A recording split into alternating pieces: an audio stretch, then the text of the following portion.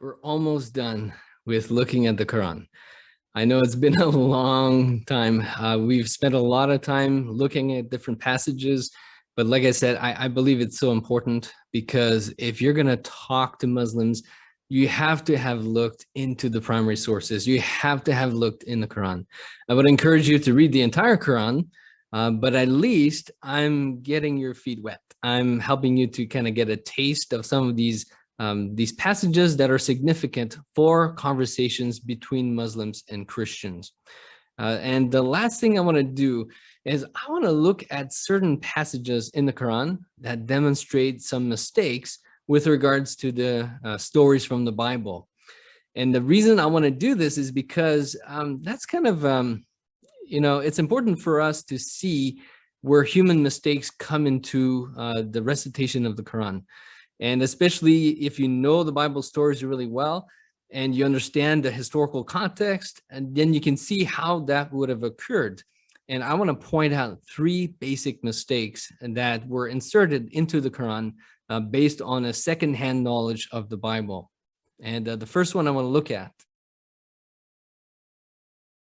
is in Surah 2, ayat 249 to 251. Let me just give you the context. It's talking about different events that happened in the past. And now it's going to give one event that happened with Saul, King Saul. In the Quran, it gives him a different name. It's not Saul, it's Talut. But Talut is just another name for Saul in Arabic in the Quran. And so it's going to give us the story of what happened when they had to face Goliath. But what I want you to notice is that some of the details come from a different story. And I'm not going to tell you at first what story it comes from. I want to see if you're able to figure it out without me telling you. And so let's just read ayat 249 to 251 from Surah 2. When Talut set forth with the armies, he said, Allah will test you at the stream. If anyone drinks of its water, he does not go with my army. Only those who do not taste of it go with me. A mere sip out of the hand is excused. But they all drank of it except a few. When they crossed the river, he and the faithful ones with him, they said, this day we cannot cope with Goliath and his forces. But those who were convinced that they must meet Allah said, how oft by Allah's will has a small force vanquished a big one? Allah is with those who steadfastly persevere. When they advanced to meet Goliath and his forces, they prayed, oh Lord, pour out constancy on us and make our steps firm. Help us against those who reject the faith. By Allah's will, they routed them. And David slew Goliath, and Allah gave him power and wisdom and taught him whatever else he willed. And did not Allah check one set of people by means of another? The earth would indeed be full of mischief. All right. Were you able to figure out where that story comes from? Because there are two stories that are mixed into this passage, right? It's claiming that it's the story of Goliath when King Saul and David had to face Goliath and their armies. And listen to the details. It says, okay, well, they had to test the people, kind of see how they were going to drink at the stream. And based on how they were drinking, that was going to determine whether or not they could partake in the attack. And only a few were able to partake based on the way that they had been drinking the water, only a little bit from the hand. And it said that they vanquished a larger force with only a few soldiers. And that's kind of the point of this passage here. And when you think about these details, a story from the Bible, not the story of David and Goliath, not the story of King Saul, another story should come to mind. Can you guess what it is? It's the story of Gideon. Yes, when you think about it, the story of Gideon, all of these details, how God didn't want a big force to win over their enemies, lest they should boast. And so God said, okay, first of all, get rid of all the people who are afraid. And then he said, then I want you to see how they drink by the stream. And based on how they drink, that's going to determine who is allowed to go and fight, so that there would be only a few people, so that they could not take glory for themselves. And they were able to rout, by the help of the Lord, to rout a larger force, much larger than their own army. And so I think it's really amazing, because these two stories, the story of Goliath and the story of Gideon, got mixed in together in Muhammad's mind. And it makes sense. Like I said, I keep repeating that he was illiterate. Muslims believe that he was illiterate. In fact, they claim that's what shows the miracle of the Quran. Well, it makes total sense. If he couldn't read the stories, that he would mix up some of these details. Some of these stories would become convoluted in his mind. And Goliath, Gideon kind of sound similar a little bit. You can totally see how he would have mixed up those two stories. So that's the first mistake. Let's look at a second mistake. The second passage I want us to look at is from Surah 19, ayat 20 through 30. Now, let me give you a little bit of context. Again, it's going to confuse two characters. Maybe I shouldn't tell you which characters are going to be confused. Maybe you're going to be able to find out. So let's begin. Surah 19, ayat 20. She said, how shall I have a son, seeing that no man has touched me, and I'm not unchaste? He said, so it will be. Your Lord says that is easy for me, and to appoint him as a sign to men and mercy from us. It is a matter so decreed.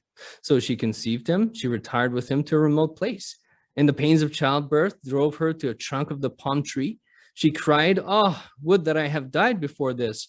Would that I had been a thing forgotten, out of sight.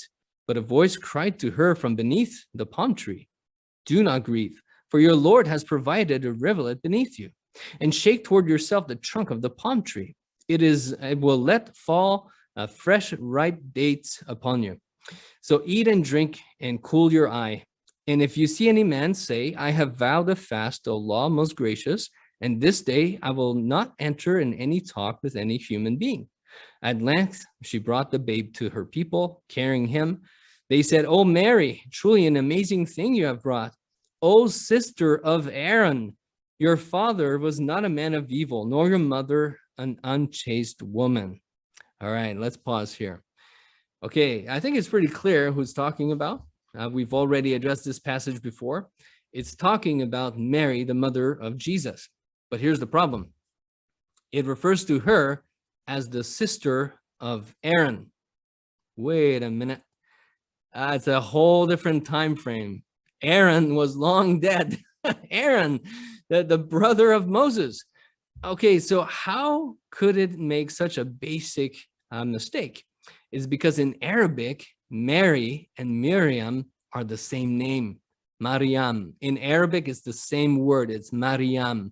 Whether you're looking at Miriam, the sister of Aaron in the time of Moses, or Mary, Miriam, or Maryam, the mother of Jesus.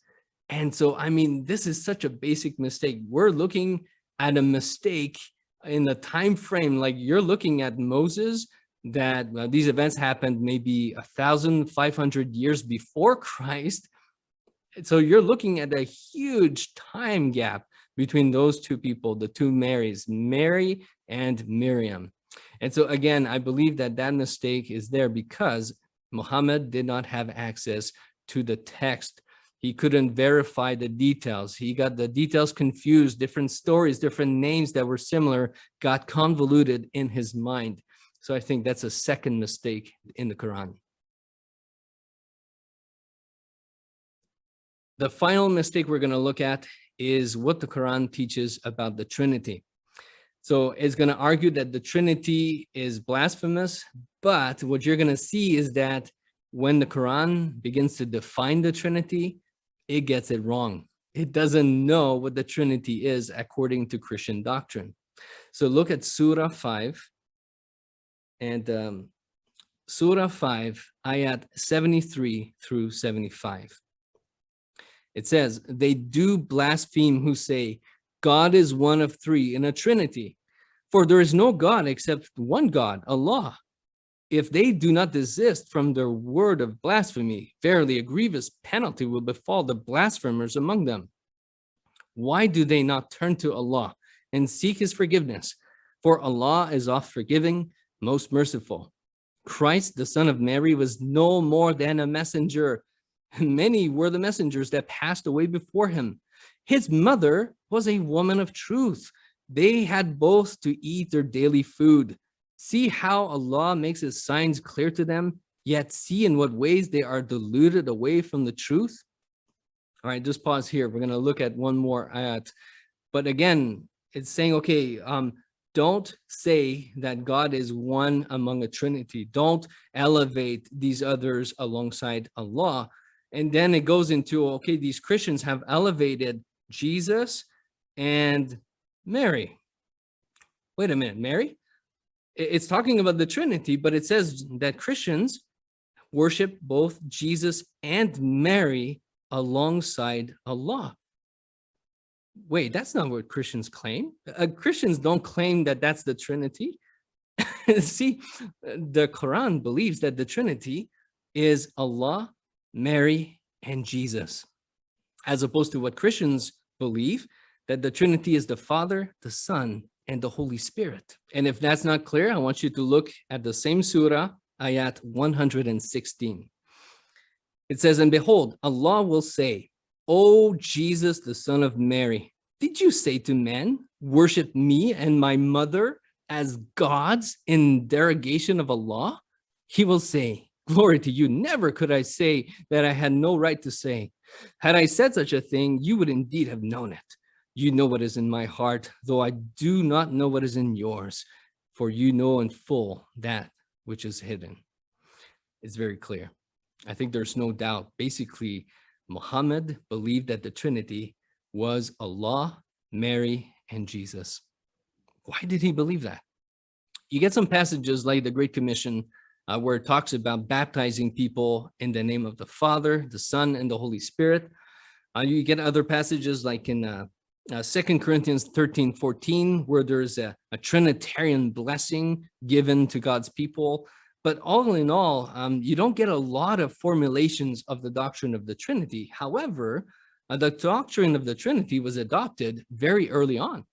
And by the time that Muhammad came, it was already established. However, when he would go and look at different churches, different Christian groups, he would see statues of Jesus. And by that time, there were a lot of statues of Mary. And so this kind of, elevation of Mary had already begun. And so you can see how Muhammad would have confused it in his mind when he thinks, oh yeah, Christians believe in the Trinity, and he sees these statues of Mary. You can see how he would have gotten confused, and he would have believed that the Christians teach that the Trinity is God, Mary, and Jesus. Now, that is one basic mistake. And I think that is one reason to really believe that the Quran is just is not from God, because if it truly was from God, at least God would understand the wrong doctrine that Christians claim. He would not get their doctrine wrong. He would say, this is what they claim about the Trinity, and they're wrong. And so Muhammad, based on his human understanding, his misunderstanding of the Trinity, made that basic mistake. He recorded it in the recitation, and now it's in the Quran. So those are some of the mistakes that were made in the Quran. I don't want to go too much into those mistakes. I don't want to, just say things that would make Muslims angry, because I don't think the emphasis should be placed there. I truly believe that the emphasis should be placed on communicating the gospel and bridging the gap. And so you use something that would give you a road to the gospel. And so, for example, you look at those passages that are from the Bible and that are found in the Quran, and you use those passages as a springboard to talk about the gospel. I think this is much more effective than trying to show Muslims that their Quran is full of mistakes. I don't think that's going to be very productive. I think it's going to make them angry more than anything else. However, I did want you to know, because we are studying these things, and as Christians, I do believe that it's important for you to know that there are some of these mistakes found in the Quran.